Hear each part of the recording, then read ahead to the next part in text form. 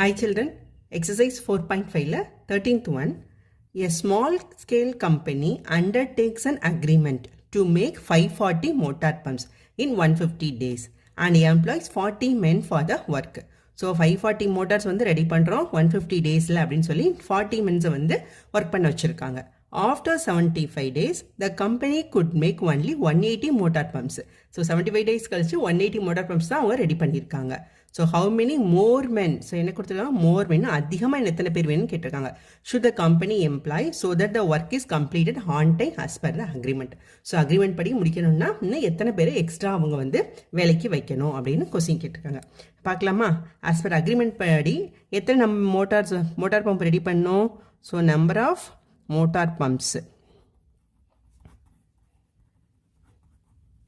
To make, எவ்வளோ number of motor pumps வந்து make பண்ணணும், 540 மோட்டார் பம்ப்ஸ். எத்தனை நாளில், 75 டேஸில். ஸோ எவ்வளோ ரெடி பண்ணியிருக்காங்க. So number of motor pumps வந்து மேட் இன் 75 டேஸ். ஸோ 75 டேஸில் வந்து அவங்க வந்து எவ்வளோ எடுத்திருக்காங்க, எவ்வளோ செஞ்சுருக்காங்க, 180. அப்போ பேலன்ஸ் வந்து இன்னும் எவ்வளோ இது பண்ணணும். So balance number of motor pumps to be make. So இதை வந்து இன்னும் எத்தனை இது பண்ணணும் அப்படின்னா 063. அப்போ இன்னும் அவங்க வந்து 360 மோட்டார் பம்ப்ஸை வந்து இன்னும் 75 டேஸில் வந்து ரெடி பண்ணி கொடுக்கணும். ஏன்னா மொத்தம் எவ்வளோ டேஸ் சொல்லியிருக்காங்க. So total number of days வந்து எவ்வளோ, 150 டேஸு. ஸோ அவங்க அக்ரிமெண்ட் பிரகாரம் டோட்டல் நம்பர் ஆஃப் டேஸ் வந்து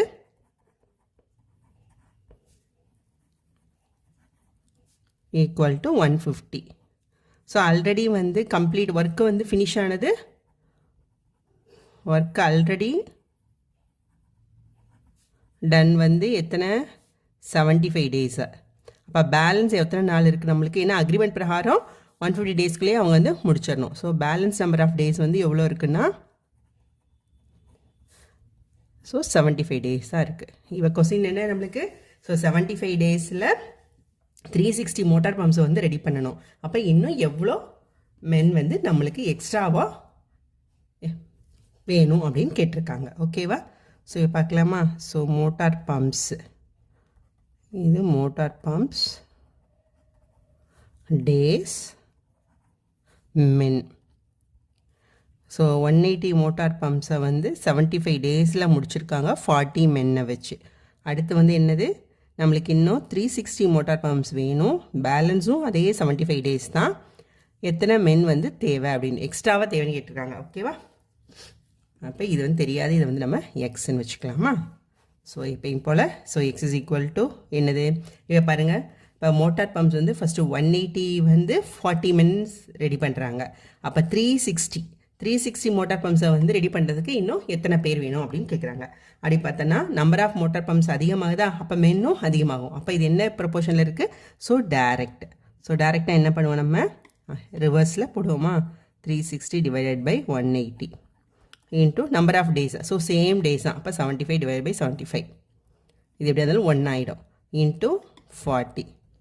ஸோ இதுலேருந்து நம்ம சொல்லிடலாம், அதே 75 டேஸில் 180 மோட்டார் பம்ப்ஸை 40 மென் ரெடி பண்ணுறாங்க அப்படின்னா, ஸோ அதே 75 டேஸில் 180 டபுள் மடங்கு ஆகுதா, 360 பம்ப்ஸை வந்து கண்டிப்பாக இது வந்து என்ன வரும், டபுள் மடங்கு மென் வந்து தேவை. அப்போ 40ன்றது 18 ஆகும். சிம்பிளாக ஒரு இதிலே சொல்லிடலாம் நம்ம. 75 டிவைட் ஆகிடும். ஸோ 180 வந்து 2 times. So 2 × 40 is equal to 80. So X is equal to 80. அப்போ 80 பேர் வந்து வேணும். நம்மள்கிட்ட கொஸ்டின் என்ன கேட்டிருக்காங்க, எவ்வளோ இன்னும் அதிகமாக தேவைன்னு கேட்டிருக்காங்க. ஸோ ஆல்ரெடி நம்மக்கிட்ட எவ்வளோ பேர் இருக்காங்க, ஆல்ரெடி வந்து 40 இருக்காங்க. இப்போ இது வந்து இப்போ 80 வேணும் அப்படின்னா, so 80 minus 40 is equal to 40. So இன்னும் எக்ஸ்ட்ராவாக எவ்வளோ மென் தேவை, ஸோ எக்ஸ்ட்ரா நம்மளுக்கு 40 மென் தேவை. ஓகேவா? Next 14th one. P alone can do 1/2 of the work in 6 days and Q alone can do 2/3 of the same work in 4 days. In how many days will they finish 3/4 of the work working together? ஓகேவா? So பியோட 1/2 of the work தான் 6 daysல முடிச்சிருக்காங்க. அப்போனா 1 டேயில் அவங்க எவ்வளோ work பண்ணுறாங்க அப்படின்னு பார்த்துடலாமா?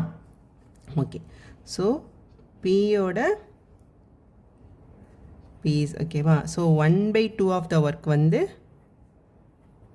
2 ஆஃப் த ஒர்க் பண்ணுறதுக்கு எவ்வளோ நாள் தேவை? 6 days தேவை. அப்போ 1 work. So P can complete the work in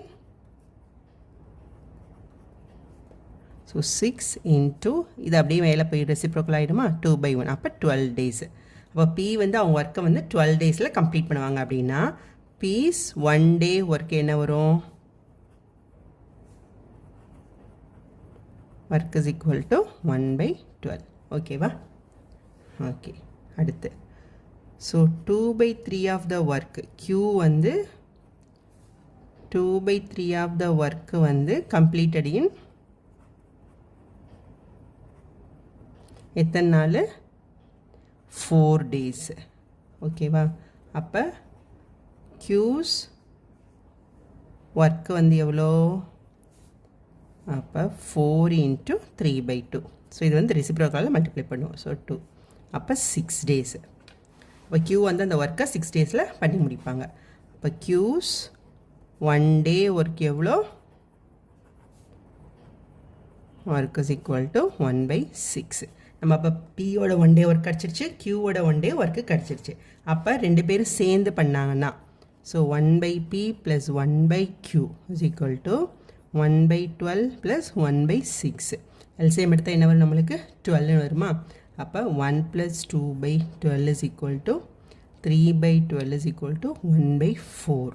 அப்போ P and Q சேர்ந்து ஸோ P + Q வந்து கம்ப்ளீட் த ஒர்க்கின் எத்தனை நாளில் முடிப்பாங்க? 4 daysல வந்து முடிப்பாங்க. ஓகேவா? கொஸ்டின் நம்மளுக்கு என்ன கேட்டிருக்காங்க?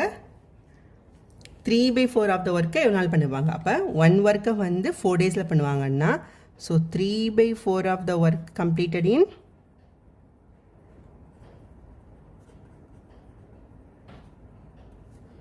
So 4 into 3/4.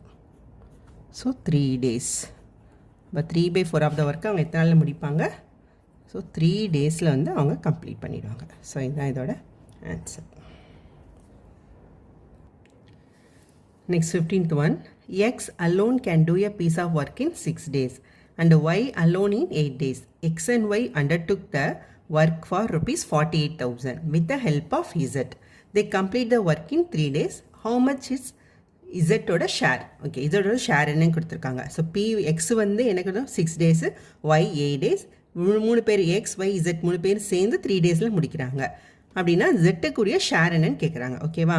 அப்போ 3 பேர் சேர்ந்து பண்ணுற ஒர்க். அப்போ எக்ஸோட 1 day ஒர்க் என்ன? எக்ஸோட 1 day ஒர்க்கு வந்து ஈக்குவல் டு 1/6. அடுத்து ஒய்யோட 1 day ஒர்க்கு வந்து எவ்வளோ? 1/8. அடுத்து X plus Y plus Z இவங்க 3 பேர் சேர்ந்த 1 day work. So 1 day work is equal to 1/3. ஓகேவா? ஸோ அப்போ இதிலிருந்து எக்ஸையும் ஒய்யும் கழிச்சுனா அவங்களுக்கு இசட் கிடச்சிருமா? அப்போ இசட்டோட 1 day ஒர்க்கு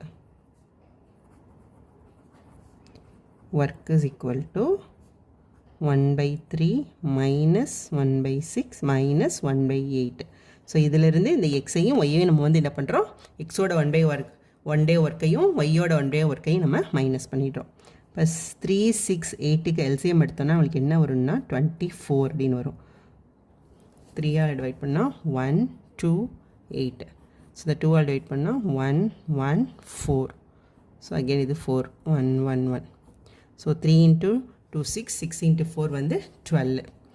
ஸோ இது 12னா 3. அப்போ இது வந்து 8 மைனஸ் 6னா 4 மைனஸ் 8னா 3.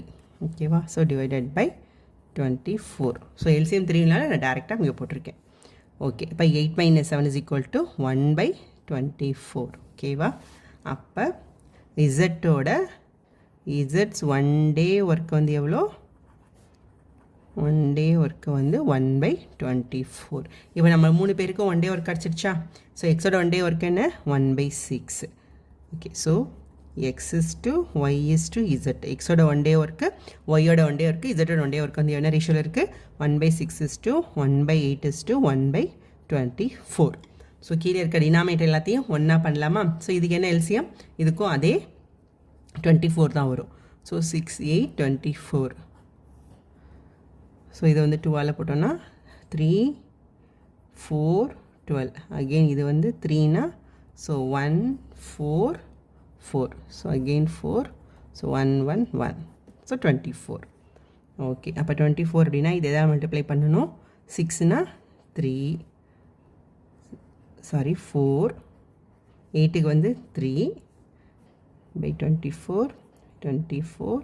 இது வந்து 1 தான். So 1 by 24. இப்போ கீழே இருக்கிறதெல்லாம் ஒரே மாதிரி இருக்கா? அப்போ x is to y is to z is equal to 4 is to 3 is to 1 அப்படின்ற ரேஷியோவில் தான் வந்து அவங்களுடைய அந்த ஒர்க்கோட கெப்பாசிட்டி இருக்குது. ஓகேவா? ஸோ அப்போ இதுக்கேற்ற மாதிரி தான் நம்ம என்ன பண்ண போகிறோம், அந்த அமௌண்ட்டை வந்து ஷேர் பண்ண போகிறோம். அப்போ இசட்டோட ஷேர் கேட்டுருக்காங்க. So Z share is equal to எவ்வளோ? இசட்டோட ஷேர் எவ்வளோ? 1 டிவைட் பை எத்தனை? 4 + 3 7 + 8. இந்த 8ல் ஒரு பங்கு தான் இசட்டுக்கு ஷேர். அப்போ இன்ட்டு 48,000. ஸோ டிவைட் பண்ணோன்னா 6,000. அப்போ Z share is equal to rupees 6,000. இசட்டுக்கு 6,000 rupees வந்து கிடைக்கும். தேங்க்யூ.